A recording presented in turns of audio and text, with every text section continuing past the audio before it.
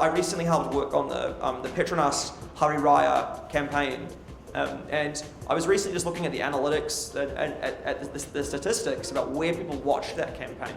And we're actually starting to see now, a lot of people aren't just watching these TV ads on their mobile phones and on tablets, on computers. People actually watch them on computer game consoles. People watch them on their TV. Like a few thousand people watch that TVC on their TV, but through the internet. And I know that kind of, in a way it sounds like, okay, that makes sense. If you're reading the news, you know that there's these fancy TVs that connect to the internet and do all sorts of cool stuff. The TV serves you food, and in the ads, the TV changes your life. But the reality is that the content that you're being created is being served on these other channels and platforms. And as well, one of the things that I like about these taxi brands and the brutality of the competition that it's fostering and the kind of social media marketing they're getting into is how they're engaging with people. Now, you know what I said that story before about when I was saying how great it was to be picked up in a Jaguar. When I put that out on Twitter, they retweeted me. It doesn't sound like something very big to do, but after they did that, I thought, wow, that's really cool. They're kind of championing me as a consumer. But taking off my marketing hat, I felt really good. Facebook now obviously offers a lot of ad purchasing options, right? You can buy ads on Facebook, you can do all sorts of boring stuff on it, you can pay for posts, yada, yada, yada. But do you guys realize that you can actually target people who are in long distance relationships on Facebook? You can target people who are 6 months pregnant. You can target people who have recently had a breakup. You can target people who have recently moved away from home.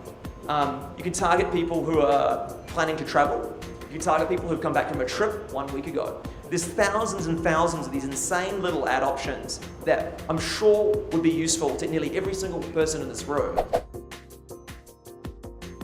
Using RFID technology to personalize the experience for people who came along to the parties. But I think this is a real opportunity, particularly if you're a business that's starting out and you're wondering, how on earth can I get ahead? If you haven't even started your social media engagement, how on earth can I get ahead?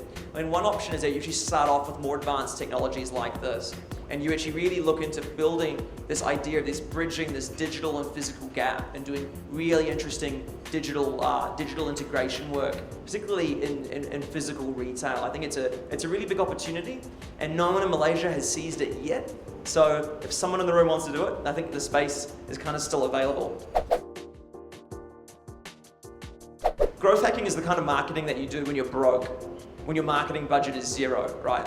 It's the kind of work that you do that when you've got no resources and you have to be really creative and really raw and kind of have a mentality that you can do anything, just it can't cost any money. You can't spend millions of dollars like Burberry. Using something that's really understanding culture, understanding your target audience, and doing something that really breaks away from the rest of the crowd.